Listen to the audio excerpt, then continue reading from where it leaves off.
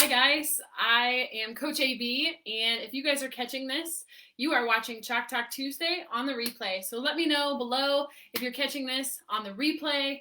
As people tune in, we will have a conversation, and we are talking about what is mental skills training. So this is episode 2 of Chalk Talk Tuesday. I want to come on here every Tuesday live to give you guys resources on how to start training the mental side of the game, because we say that the game is 90% mental, but are we actually training it? So again, I'm Coach AB, and I teach mental skills to softball athletes so they can overcome self-doubt, increase their confidence, and crush it on game day. So let me know where you're tuning in from. Say hi, let's get rolling. And I will also keep my eye on the comments if you guys have questions. And also, if you're watching this on the replay and you have a question, I always go back and look at the comments and make sure that I get those answered. But Chalk Talk Tuesdays really are about showing up for you guys and shedding more light, as much light as we can, onto what mental skills training is, what it looks like, and how we can start leveraging it for our athletes. Tonight, I want to talk about the top 10 myths about mental skills training. And this is going to get really juicy, so buckle up. And are you guys ready to kind of hear some of those things? Number one, the first thing, I always hear this from parents. Number one, and I always get this, mental training and motivation is just motivational quotes and feel-good fluff. Which that could be the furthest from the truth, but that is the number one thing that I get. Motivation isn't what you think it is. Motivation actually occurs after you've initiated change. And you're motivated to continue to use these skills because you're seeing the positive effects of learning a skill. Discipline keeps you going. So objects in motion stay in motion. So a lot of the times you guys think, if I was just motivated, or I just need a kick of motivation. Motivation comes from within, and motivation happens once you've already continued. The second myth about mental skills training is that you can't teach mental toughness.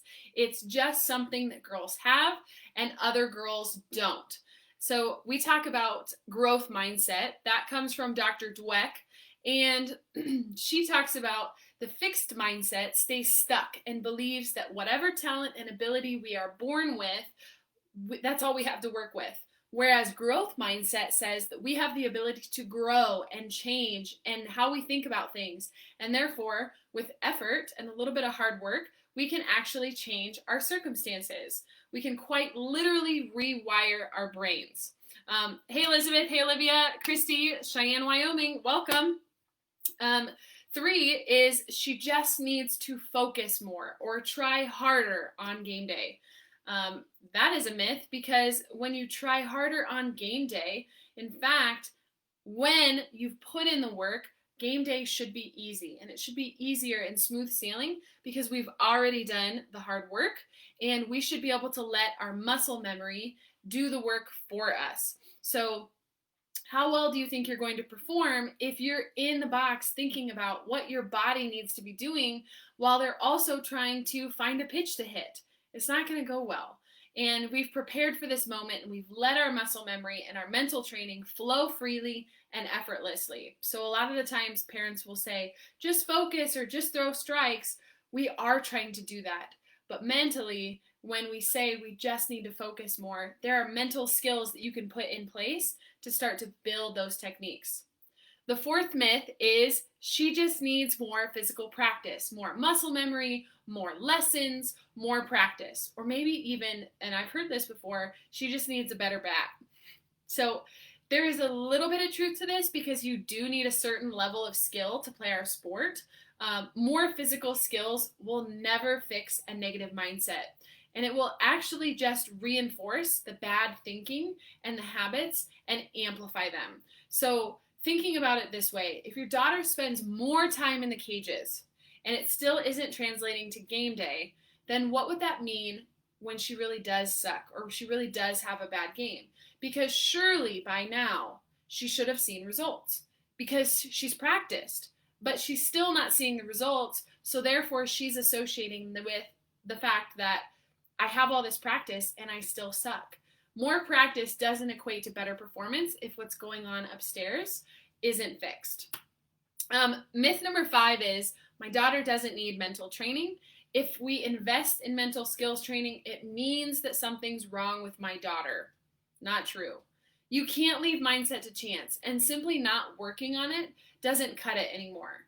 And one of the analogies that I use is you don't leave hitting to chance. You don't leave pitching to chance. And the pitchers who invest in pitching lessons and really start to understand that I want to be a better pitcher, they're the starters. And if you are a pitcher that doesn't invest in pitching lessons, the likelihood of you pitching in a game is very low. So when you start to invest in the mental side of the game, then your daughter will reach a whole new level that you don't even recognize. And some of the best athletes in the world have used mental skills training to gain the competitive advantage. There's nothing wrong with them, right? They're just wanting to take it to the next level. Serena Williams, Jenny Finch, Monica Abbott, they've all used mental skills training, and they're some of the best at their game. Number 6, I love this one. My daughter won't take the time to do it and follow through with mental skills training. Okay, parents, I get it. Sometimes you have to prod and pull and get them to pitching lessons and get them to practice and to just hit, right? It starts with awareness. You have to get buy-in and explain why and how mental skills can help them become more confident and in turn a better athlete. And mental skills training will never get rid of the underlying belief. If we don't fix that, they have to change their own thoughts, their own emotions, and their own actions.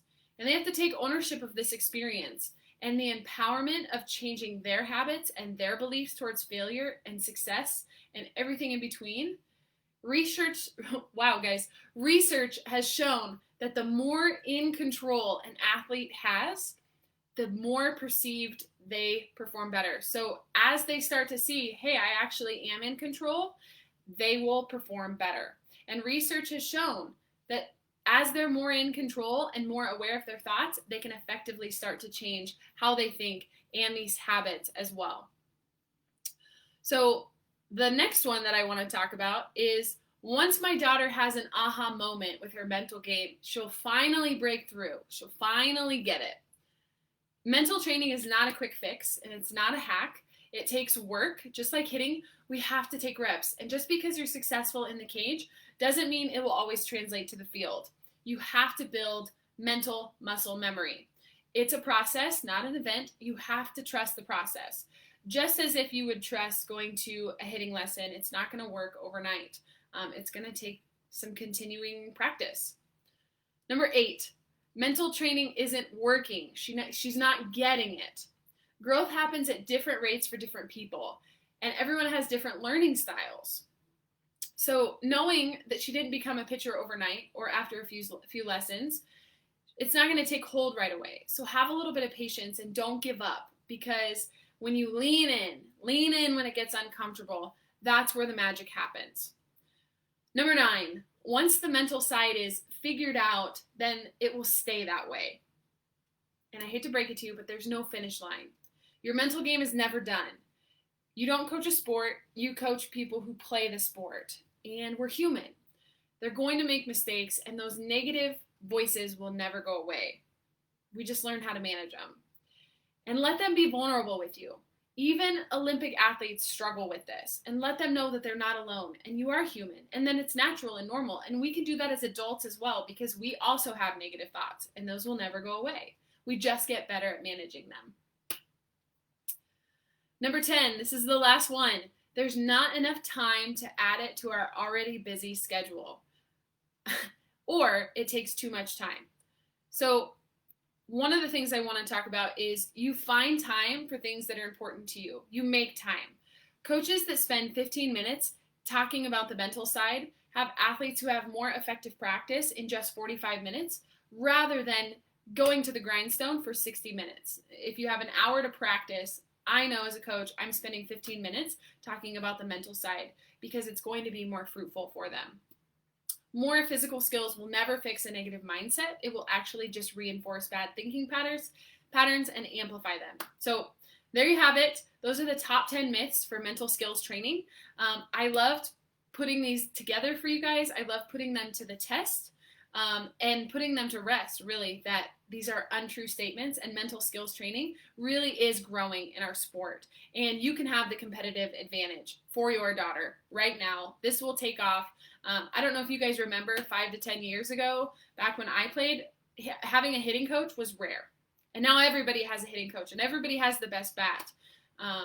So the question is, if you focus on the mental side, you will help your daughter unlock her superpower. And mental skills training can do that for your daughter. What do you want it to look like for her? And just imagine what it would look and feel like for your daughter to play like you know she can. And all the hard work that you guys are putting in, lessons and practice, it will come full circle. And she's confident. She's excited to play. She's seeing the results, right? And she's having a blast because she's letting it all unfold for her. And I know you guys as parents want that too. I would be doing you guys a huge disservice if I told you that this was going to be easy, or that if I don't warn you about these myths that we just talked about, because the frustrating moments and the negative voices, those will never go away. We know that, right? We're human. And I love the powerful metaphor of a minefield. And just on the other side of this minefield in front of you is this opportunity for your daughter. And maybe it's playing in college. Maybe it's getting recruited. Maybe it's playing at her dream school. Or maybe it's just making varsity and earning that starting spot. Or maybe if you just even want to see her just enjoy playing, if your daughter's younger, and not beating herself up so dang much. You see where you want her to go, but knowing that this mental minefield is what's holding her back. And in order to get to the other side, you have to go through this minefield. And I've been there as a player and as a coach. The hurdles, the mistakes, the letdowns, the frustrations, it's all part of our game. The slumps are inevitable, right? This minefield, it's going to happen. You can't get through the minefield without getting scratched up a little bit. And how long will she have to blindly navigate this minefield on her own? And maybe you're watching from the sidelines cringing because you don't know how to help her get unstuck. You're cringing in the stands because you're watching her strike out and step out of the box, and you don't know what to do or how to help her. But the cool thing is you guys don't have to go it alone. I've created a map, a framework to navigate mental skills training. My 3-phase framework teaches them how to start thinking like a warrior. And all of my best research, I've left nothing out. All of my best research, my resources, everything that I teach is inside the Fearless Warrior program to help them get unstuck faster, to start taking ownership of their game and ultimately their life. So if you could go it alone and run the risk of running out of time or not seeing progress fast enough, that's another thing. I know in our softball world, we want to see progress. Or worse, I've seen this happen too. How many of my athletes have hung up their cleats because it just wasn't worth it anymore? The mental grind, this minefield that beats them up, girls ultimately hang up their cleats, and that typically happens anywhere between their freshman and junior year because they just realize this isn't worth it anymore. It's not fun anymore. And I know that you guys want that for your daughter. And that's why I'm so passionate about this, because I want to create a way to teach confidence and unlock opportunities for these girls. And I would love to invite you. I would love to be your daughter's mental skills coach inside the Fearless Warrior program, because it is possible when you guys start focusing on the mental side. And that's the choice that's on the table.